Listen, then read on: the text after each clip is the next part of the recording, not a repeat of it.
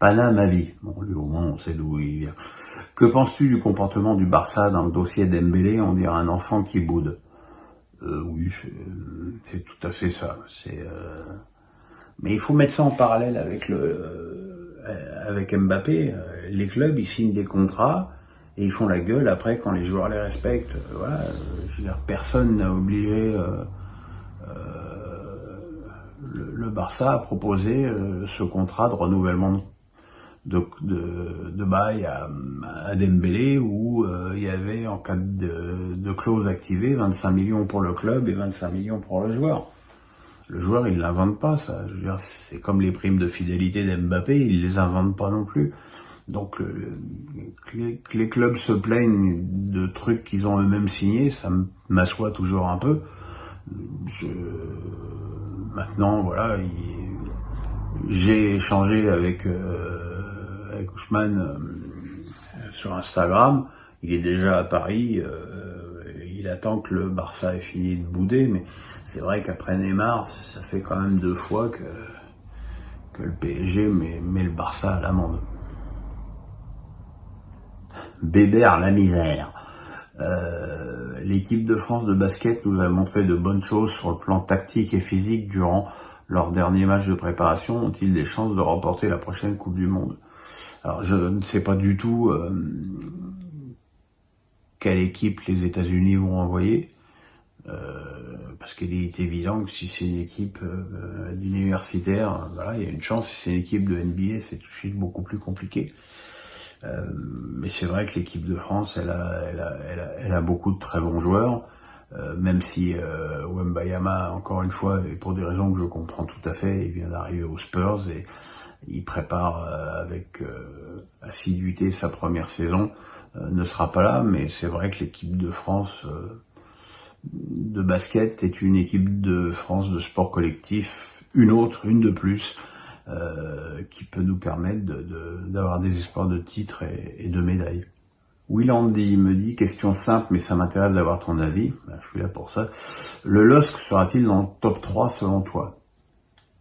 En tout cas, il sera pas loin. Ça me permet d'ailleurs de passer un amical bonjour à tous ceux, notamment du côté de Rennes, qui ont joyeusement fracassé Olivier Létang, parce qu'il n'était pas gentil avec Julien Stéphan, soi-disant, pour faire remarquer depuis son arrivée à Lille comment les comptes ont été apurés et comment l'équipe est à la fois séduisante et que le recrutement est intelligent. Voilà. Qu'on aime ou qu'on n'aime pas les méthodes de ce monsieur, c'est quand même un mec qui bosse super bien. Anatole du 49. Êtes-vous d'accord avec la déclaration du Jürgen Klopp qui dit que la pire des choses, c'est que le mercato en Arabie Saoudite ferme 3 semaines plus tard qu'en Europe et que la FIFA doit trouver des solutions à ça? Oui, alors déjà la FIFA doit imposer des dates pour tout le monde. Ça, je pense que c'est le premier truc. Après, si le mercato est terminé en Europe, on peut espérer qu'il soit terminé dans les 2 sens. J'avoue que je sais pas trop quoi penser de cette Arabie Saoudite qui propose des ponts d'or à beaucoup de joueurs. Bon, beaucoup ont largement dépassé la trentaine, mais bon, il y en a quand même quelques-uns qui sont plus jeunes et qui commencent à être attirés par l'argent, hein, parce que faut bien se rendre compte que la vie en Arabie Saoudite, ça va, tu vas pas aller tous les jours chez Vuitton et tous les jours aller t'acheter une Lamborghini. Et ça, je pense que on en reparlera dans un an, que peut-être que au bout d'un moment, les joueurs et leurs familles vont se faire un peu chier là-bas, quoi. Loris 5432, encore lui, me demande pourquoi n'y a-t-il pas de trophée des champions avant cette saison de Ligue 1 qui commence la semaine prochaine. Parce que l'organisateur, ça devait avoir lieu en Thaïlande et que l'organisateur a juste fait faillite. Et que voilà, et que la Ligue a préféré ne pas se précipiter et que le trophée des champions aura lieu en milieu de saison, ce dont d'ailleurs on se fout complètement. Moi, je comprends déjà pas, sous prétexte que ça fait la promotion du football français à l'étranger, que cette finale ait lieu toujours en dehors de France, pour aussi permettre de récompenser certains stades. Mais bon, la Ligue fait ce qu'elle veut et elle fait pas toujours bien. Anatole du 49, le temps additionnel à rallonge arrive en Ligue 1 et Ligue 2 cette saison. Bonne nouvelle pour la progression de nos championnats. J'ai envie de dire une bonne nouvelle pour ceux qui ont les meilleurs effectifs avec les meilleurs joueurs sur le banc, parce qu'il est évident que plus le match est long, plus les changements risquent d'avoir de l'importance. Voilà, maintenant c'est un phénomène de mode. Alors peut-être que le jour où où on jouera 120 minutes à tous les matchs, ça commencera aussi à lasser les gens.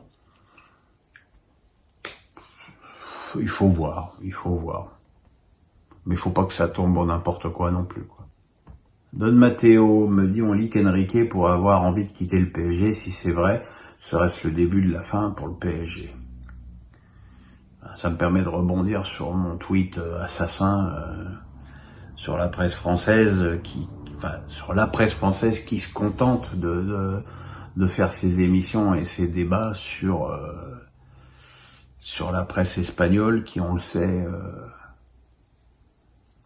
fait n'importe quoi. En plus, là, je pense qu'il y a une vraie tentative de déstabilisation du PSG, parce que le PSG, alors il y a Mbappé avec le Real, et puis il y a le PSG qui s'oppose depuis pas mal d'années assez régulièrement sur le marché des transferts au Barça. Ils ont empêché Verratti d'y aller, ils ont piqué Neymar, ils vont piquer Dembélé, donc je pense que le PSG en Espagne, c'est un peu l'antéchrist, donc tout ce qui peut permettre de déstabiliser ce club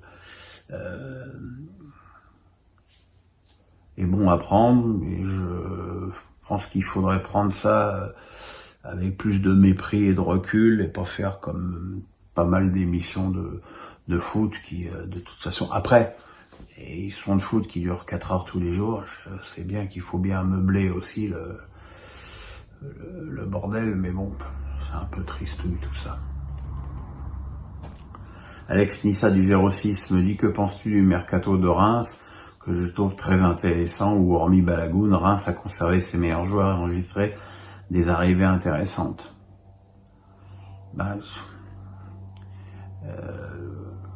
La gestion de Jean-Pierre Caillot commence à porter ses fruits. C'est vrai que ça a longtemps été un président radin.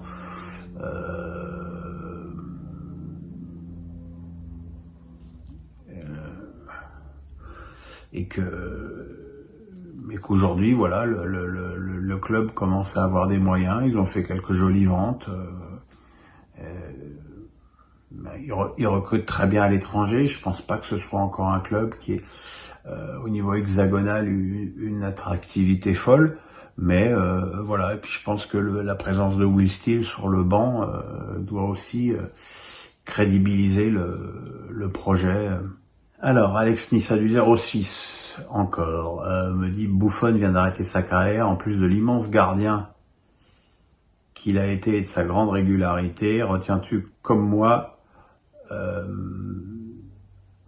pour définir le mot classe, que ce soit sur et en dehors du terrain, as-tu des anecdotes sur son passage au CFC en 2018? Une anecdote, non.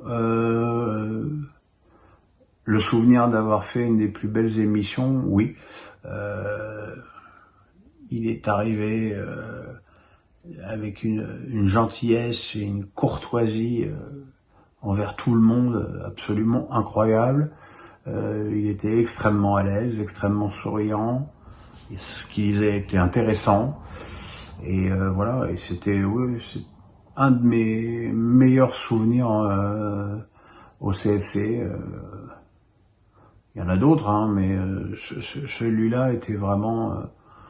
parce qu'on n'a pas toujours accueilli autant de légendes que ça, mais là c'était vraiment un très beau moment. Et puis évidemment, sur le gardien, c'est évidemment juste monstrueux.